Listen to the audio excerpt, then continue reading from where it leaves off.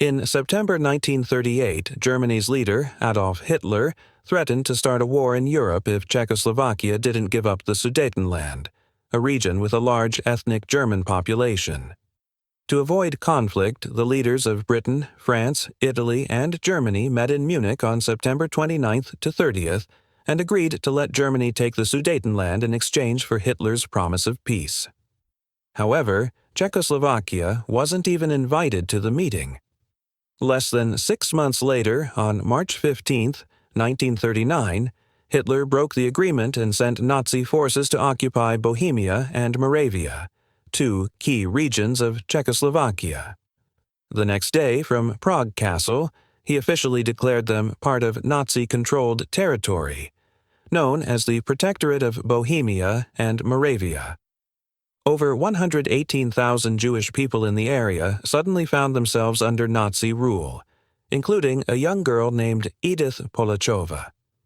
Edith was born on July 12, 1929, in Prague. She was the only child of Elizabeth and Hanusz Polak, who affectionately called her Dita.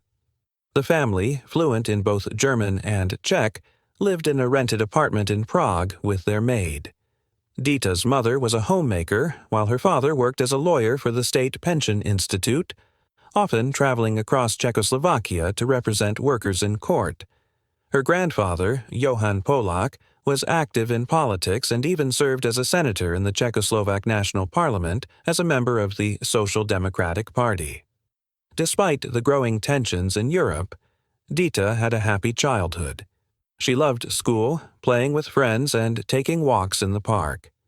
On January 30, 1933, when Adolf Hitler was appointed Chancellor of Germany by President Paul von Hindenburg, Dita was just 3 years old. Soon after, the Nazi regime began stripping Jewish people of their rights. In March 1933, less than 2 months later, the first concentration camp, Dachau, was established. As persecution worsened, thousands of Jews fled Germany, including some of Dita's parents' friends who arrived in Prague and warned them about what was happening. Until then, Dita didn't even know she was Jewish. Her family wasn't religious, so being Jewish wasn't a part of her daily life. But she noticed how worried her parents became. She often overheard them discussing things like Nazism, Adolf Hitler, and the Nuremberg laws, which laid the foundation for Germany's anti-Jewish policies. Things took a turn for the worse in late summer 1938 when Hitler annexed the Sudetenland, a region in Czechoslovakia with a large ethnic German population. This area also contained the country's military defenses in case of war with Germany. Seeing this, Dita's parents started considering emigration, fearing that Hitler wouldn't stop with just the Sudetenland.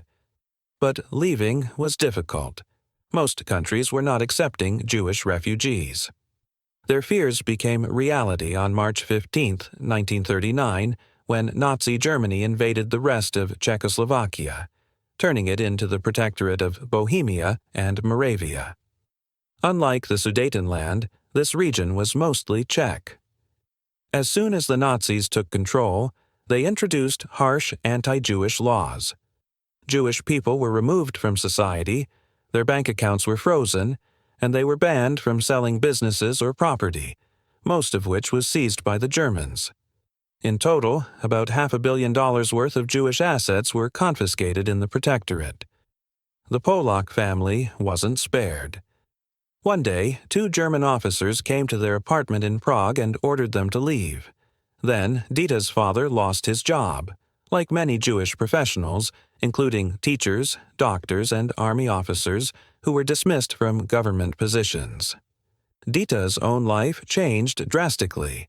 Suddenly, Jews were banned from entering certain streets, parks, and public places.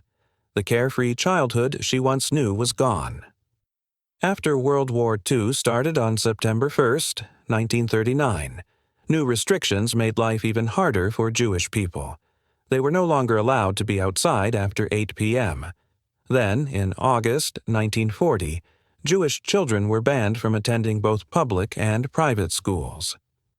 Determined to keep their children educated, Jewish parents organized secret study groups with small groups of 5 to 7 kids learning from a Jewish teacher in hiding. Since being forced out of their home, the Polak family had to share a cramped 2-room apartment with another family, living in just one room. By November 1940, more oppressive laws were introduced. Jews couldn't leave their town without special permission and were banned from libraries, theaters, cinemas, cafes, swimming pools, and sports facilities.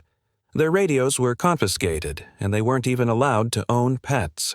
Even daily tasks like shopping became difficult. Jewish people were only allowed to buy food during restricted hours, first 4 hours a day, then later reduced to just 2. On public transport, they were forced to stand in the last carriage. Despite all this, there was one place where Jewish children in Prague could still find joy: Hagabor. This playground had tennis and volleyball courts, a running track, and games organized by Friedi Hirsch, a German Jewish athlete and teacher. But because Jews were banned from using public transport, Dita had to walk an hour just to get there and back. Then, in October 1941, the Nazis began systematically deporting Jews from the Protectorate.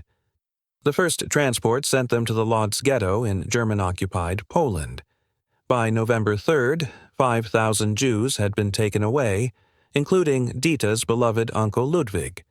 Not long after, the family received a card notifying them of his death. Out of the 5,000 deported, only 277 survived. Dita's Aunt Mania, who wasn't Jewish, refused to follow the Nazi law that banned non-Jews from helping Jews. She continued to support Dita and her parents, secretly bringing them food and other essentials. In November 1941, Reinhard Heydrich, one of the main figures behind the Holocaust, established the Theresienstadt ghetto in the fortress town of Terezin. That same month, the first group of Czech Jews was sent there. At the time, Dita's father worked as a clerk at the Jewish Community Center. Another department in the center, under Nazi orders, was responsible for making lists of people to be deported. Because of his job, Dita's family was able to delay their deportation for a few months.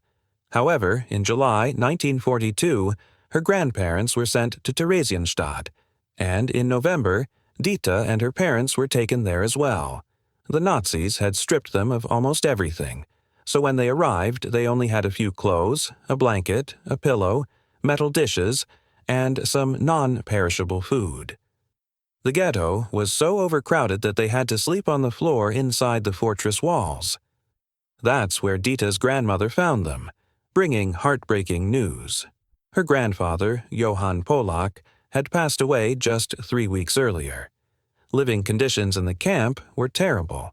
There was barely any water or electricity, extreme overcrowding, and infestations of bed bugs, fleas, and lice. Privacy didn't exist.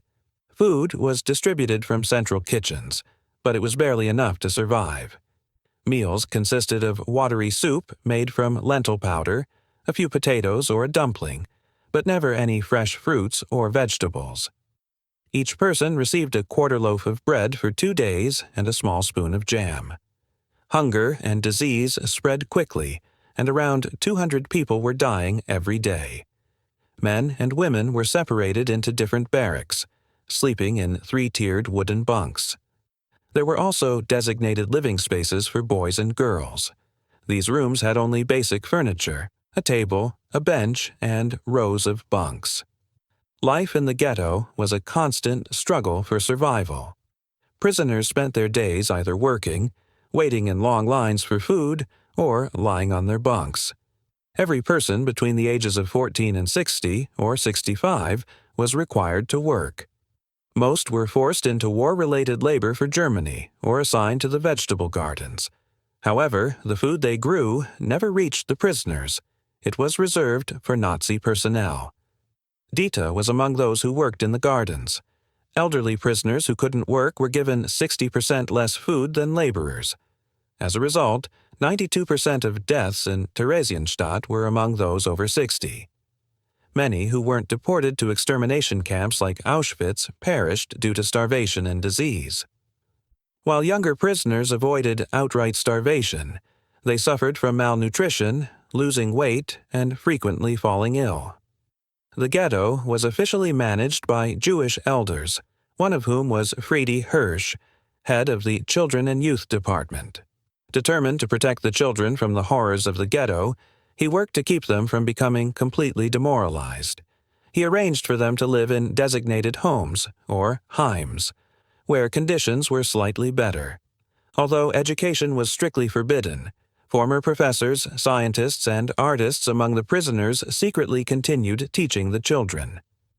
Initially, Theresienstadt held mostly Czech Jews, but in June 1942, the first groups of German and Austrian Jews arrived. Later, in early 1943, Dutch and Danish Jews were also sent to the ghetto. The Nazi deportations to extermination camps soon began. On October 26, 1942, just 2 days after the last transport from Theresienstadt to Treblinka, the SS sent the first transport to Auschwitz.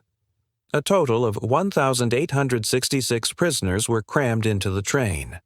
Upon arrival, SS officers selected 247 people, mostly men, to be registered as prisoners.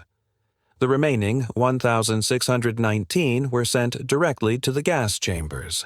To deceive the German public, the Nazis transported Jews from the German Reich in passenger trains, creating the illusion that they were being resettled rather than sent to their deaths. Jews deported to the German-occupied East faced even more horrific conditions.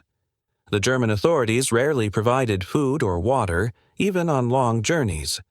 Trains carrying deportees were often forced to wait for days on railroad sidings, with victims crammed into sealed cattle cars. They suffered extreme heat in the summer and freezing cold in the winter, all while enduring unbearable overcrowding. In December 1943, the Polak family was selected for deportation to what they were told was a labor camp in the east. The transport was packed beyond capacity. Men, women, children, and the elderly had to stand for nearly 2 days until they reached their destination, Auschwitz. Inside the cattle cars, there was no room to sit, and only a single bucket served as a toilet, quickly overflowing. The stench of urine and excrement only added to their suffering and humiliation. With no food, water, or fresh air, many deportees perished before the train even arrived. Armed guards stood watch throughout the journey under orders to shoot anyone who tried to escape. When they finally reached Auschwitz, they had no idea that their nightmare was only just beginning.